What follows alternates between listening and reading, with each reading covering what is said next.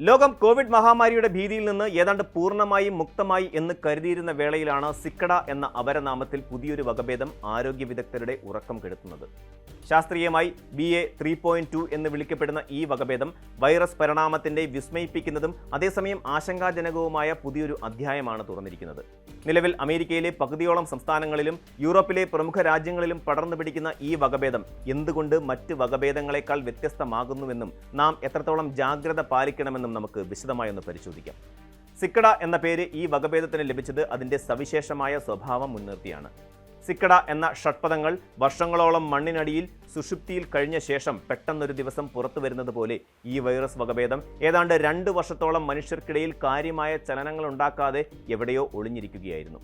2022 തുടക്കത്തിൽ അവസാനമായി കണ്ട BA.3 എന്ന പഴയ ഒമിക്രോൺ വകഭേദത്തിൽ നിന്നാണ് ഇതിന്റെ ഉത്ഭവം. ഏകദേശം 2 വർഷത്തെ ഇടവേളയ്ക്ക് ശേഷം 2024 നവംബറിൽ ദക്ഷിണാഫ്രിക്കയിൽ നിന്നുള്ള ഒരു ശ്വസന സാമ്പിളിലാണ് ഇത് വീണ്ടും പ്രത്യക്ഷപ്പെട്ടത്. ഇത്രയും കാലം ഈ വൈറസ് എവിടെയായിരുന്നു എന്നത് ശാസ്ത്രലോകത്തെ കുഴയ്ക്കുന്ന ഒരു ചോദ്യമാണ്. ഒരുപക്ഷെ രോഗപ്രതിരോധ ശേഷി കുറഞ്ഞ ഏതെങ്കിലും വ്യക്തിയുടെ ശരീരത്തിൽ ദീർഘകാലം നിലയുറപ്പിച്ചതോ അതോ മൃഗങ്ങളിലൂടെയോ ആവാം ഇത് പരിണമിച്ചത് എന്ന് കരുതപ്പെടുന്നു. ഈ വകഭേദത്തെ മറ്റ് കോവിഡ് വകഭേദങ്ങളിൽ നിന്ന് വേറിട്ട് നിർത്തുന്നത് ഇതിലെ ജനിതക വ്യതിയാനങ്ങളുടെ അമിതമായ എണ്ണമാണ്. സാധാരണഗതിയിൽ ഒരു പുതിയ വകഭേദത്തിന് 10ഓ 20ഓ മാറ്റങ്ങൾ സംഭവിക്കുമ്പോൾ BA.3.2-ൽ 70 മുതൽ 75 വരെ ജനിതക മാറ്റങ്ങളാണ് കണ്ടെത്തിയിരിക്കുന്നത്. വൈറസിന്റെ സ്പൈക്ക് പ്രോട്ടീനുകളിൽ വന്നിട്ടുള്ള ഈ വൻ മാറ്റങ്ങൾ അതിനെ കൂടുതൽ വേഗത്തിൽ പടരാനും ശരീരത്തിന്റെ സ്വാഭാവിക പ്രതിരോധത്തെ വെട്ടിക്കാനും സഹായിക്കുന്നു. ഇത് വൈറസിന് ലഭിക്കുന്ന ഒരു പരിണാമ ലോട്ടറി പോലെയാണെന്ന് ശാസ്ത്രജ്ഞർ വിശേഷിപ്പിക്കുന്നു. വൈറസ് ഓരോ തവണ പകർപ്പെടുക്കുമ്പോഴും പുതിയ മാറ്റങ്ങൾക്ക് ശ്രമിക്കുന്നു. അതിൽ ചിലത് അതിന് കൂടുതൽ ശക്തി നൽകുകയും ചെയ്യുന്നുണ്ട്. BA.3.2 ഇത്തരത്തിൽ പരിണാമത്തിന്റെ എല്ലാ പടവുകളും അതിവേഗം കയറിയ ഒരു വകഭേദമാണ്. അമേരിക്കയിൽ മാത്രം 25ഓളം സംസ്ഥാനങ്ങളിൽ ഇതിന്റെ സാന്നിധ്യം സ്ഥിരീകരിച്ചിട്ടുണ്ട്.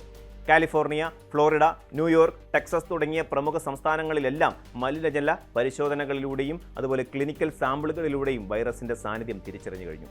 മലിനജല പരിശോധന എന്നത് ഒരു പ്രദേശത്തെ രോഗവ്യാപനം തിരിച്ചറിയാനുള്ള ഏറ്റവും ആധുനികമായ മാർഗമാണ്.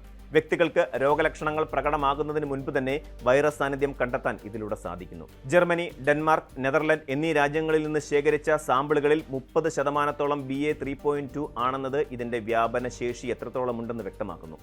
രോഗലക്ഷണങ്ങളുടെ കാര്യത്തിൽ BA.3.2 മറ്റ് ഒമിക്രോൺ വകഭേദങ്ങളുമായി സാമ്യം പുലർത്തുന്നുണ്ടെങ്കിലും ഇതിന് ചില പ്രത്യേകതകളുണ്ട്. രോഗബാധിതരായ ഭൂരിഭാഗം ആളുകളിലും അതിശക്തമായ തൊണ്ടവേദന ഒരു പ്രധാന ലക്ഷണമായി കണ്ടുവരുന്നു. ഇതിന് പുറമെ മൂക്കൊലിപ്പ്, കഠിനമായ ചുമ, പനി, വിറയൽ, ക്ഷീണം, പേശിവേദന, തലവേദന എന്നിവയും റിപ്പോർട്ട് ചെയ്യപ്പെടുന്നുണ്ട്. ചിലരിൽ ഗന്ധവും രുചിയും നഷ്ടപ്പെടുന്ന പഴയ ലക്ഷണങ്ങളും കണ്ടുവരുന്നു. നിലവിൽ ഈ വകഭേദം കൂടുതൽ ഗുരുതരമായ ആരോഗ്യ പ്രശ്നങ്ങളോ മരണമോ ഉണ്ടാക്കുന്നതായി തെളിവുകളില്ല എന്നത് ആശ്വാസകരമാണെങ്കിലും ഇതിന്റെ വ്യാപന വേഗത ആരോഗ്യ സംവിധാനങ്ങൾക്ക് മേൽ വലിയ സമ്മർദ്ദം ചെലുത്താൻ സാധ്യതയുണ്ട്. വാക്സിനുകളുടെ ഫലപ്രാപ്തിയെക്കുറിച്ചിട്ടുള്ള ചർച്ചകളാണ് ഇപ്പോൾ ആഗോളതലത്തിൽ നടക്കുന്നത്.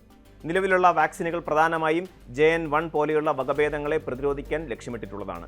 എന്നാൽ BA.3.2 JN.1ന്റെ കുടുംബത്തിൽ നിന്നുള്ളതല്ല എന്നത് ആശങ്ക വർദ്ധിപ്പിക്കുന്നു. ഇതിലെ അമിതമായ ജനിതക മാറ്റങ്ങൾ വാക്സിൻ വഴി ലഭിച്ച പ്രതിരോധത്തെ ഒരു പരിധിവരെ മറികടക്കാൻ വൈറസിനെ സഹായിച്ചേക്കാം.